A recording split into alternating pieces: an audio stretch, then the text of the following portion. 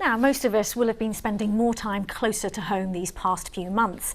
Have you had the chance to appreciate the nature around us? What about the trees on your own street? The reason I ask is because you can now find out about the stories behind many of them quite easily. Here's Sonja Jessup to explain.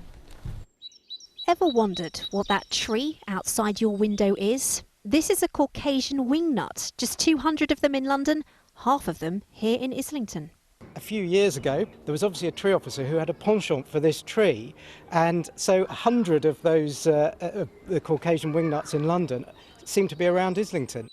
Paul Wood is like a walking Shazam of trees. He's helped create a website, TreeTalk, to share his knowledge. So you just pop in your postcode, we're in Tufnell Park today, and it suggests a walk you can do with information about all the trees you can spot.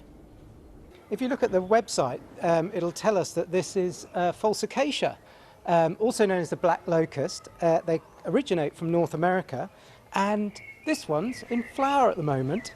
The capital has more than 8 million trees, almost one for every Londoner. And Paul reckons he can identify which borough or former borough he's in simply by its urban forest.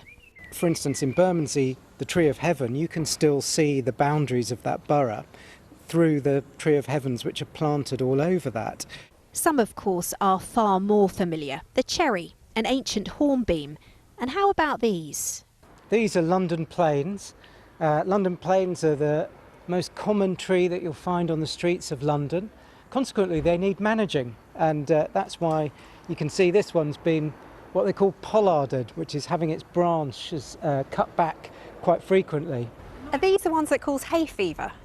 They can do, yes. So that's the downside of plane trees, particularly in March. Spending more time near home, he says, doesn't have to be dull when your neighbourhood's full of natural wonders.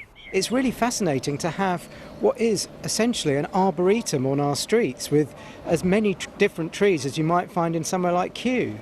So as somebody that's very interested in different plants, I find it fascinating walking along streets of London and recognising trees which I would otherwise not see outside botanical gardens. So next time you take your socially distanced stroll, who knows what you'll discover on your doorstep. Sonja Jessup, BBC London.